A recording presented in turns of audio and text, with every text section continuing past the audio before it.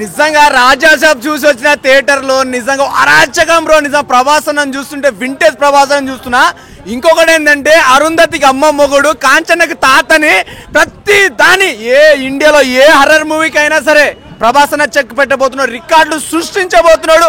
3600 కోట్లు, 1200 1300 టికెట్లు పెట్టి రేట్లు రికార్డులు కాదురా, ఇప్పుడు 500 రూపాయల టికెట్లతో కొడుతున్నాము. 3000 కోట్లు కొడుతున్నా. దమ్ముంటే ఆపండి ప్రభాస్ని అంటున్నా భయ్య. నేనైతే డెఫినెట్ కొడుతుంది బ్రో. పుష్ప రికార్డు అంటే వెళ్ళిపోద్ది. 1200 రూపాయలు పెట్టి పుష్ప రికార్డు పెట్టడైంది బ్రో. బాహుబలి రికార్డు కొట్టిందని చెప్పడైంది బ్రో. మా రాజాసాబు కొడుతుంది బ్రో పుష్ప రికార్డు అని. ఊచకోత థియేటర్ అరాచకం. థియేటర్ చూసారా? 1000 మంది వచ్చారు థియేటర్ లో. 1000 మంది. ఆ 1000 మంది సునామీలో ప్రభాస్ అన్న భయపడుతుంటే ఊచకోత. ప్రభాస్ అన్న వింటేజ్ చూస్తుంటారు. అరుంధతి, కాంచన, ఇందులో శ్రీ ఏ మూవీ పనికి రాదు.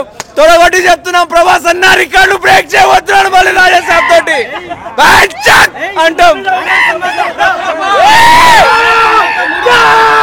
హర్రర్ సినిమాతో 3000 కోట్లు కాదు బ్రో, 3600 కోట్లు కొట్టబోతున్నాడు ప్రభాస్ అన్న. పుష్ప రికార్డు అంటే వెళ్ళిపోతావు బ్రో. మా వాడు 150 రూపాయలు 3000 కోట్లు, మీ వాడు 1200 పెడతాడు. అది కాదు 150 రూపాయలతో 1000 మంది నించారు బ్రో.